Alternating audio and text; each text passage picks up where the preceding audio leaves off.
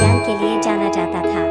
उसकी छोटी सी कुटिया विभिन्न रंगों के फूलों से घिरी हुई थी और पक्षियाँ खुशी से गाती रहती थी। एक सुनहरे दिन जब बुढ़िया अपने बाग की देखभाल कर रही थी, उसने एक जादुई खरगोश को देखा। इस खरगोश का नाम खरगोश था, जिसकी फर की चमक रही थी और जो चमकती हुई आंखों के साथ छलांग लगा रहा था।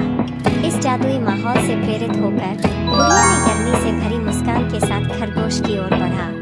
नमस्ते प्यारे खरगोश, मेरी नीची दुकान में तुम्हें क्या लाया? बुढ़िया ने पूछा। जादुई खरगोश ने जवाब दिया, नमस्ते बुढ़िया जी, मैंने आपकी दयालुता और ज्ञान के बारे में सुना है। मेरे पास एक ऐसा जादुई उपहार है जो उसे सुख और समृद्धि लाने में सहायक हो सकता है, जो साहसी और ईमानदार है। क्या आप इसे स्वीकार करेंगे? बुढ़िया एक ईमानदार और साहसी औरत सहमति दिखाई। तब खरगोश ने उसे एक छोटे से सुनहरे बीज दिया और कहा, इस बीज को अपने बाग में बो दें और आप जादू देखेंगे।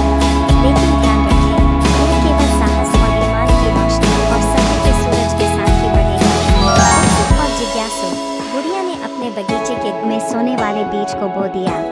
उसने इसे साहस से सींचा और ईमान के सूरज में नहलाया।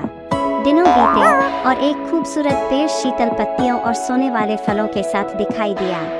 एक दिन एक समूह यात्री बुढ़िया के गांव से गुजर रहा था। वे थके हुए और भूखे थे। बुढ़िया, जो कि एक दयालु आत्मा थी, ने उन्हें जादुई पेड़ के सोने वाले फलों से नवाजा। जैसे ही यात्री फलों का स्वाद चखते हैं, एक जादुई परिवर्तन होता है। उनकी थकान गई और उन्हें सकारात्मक ऊर्जा का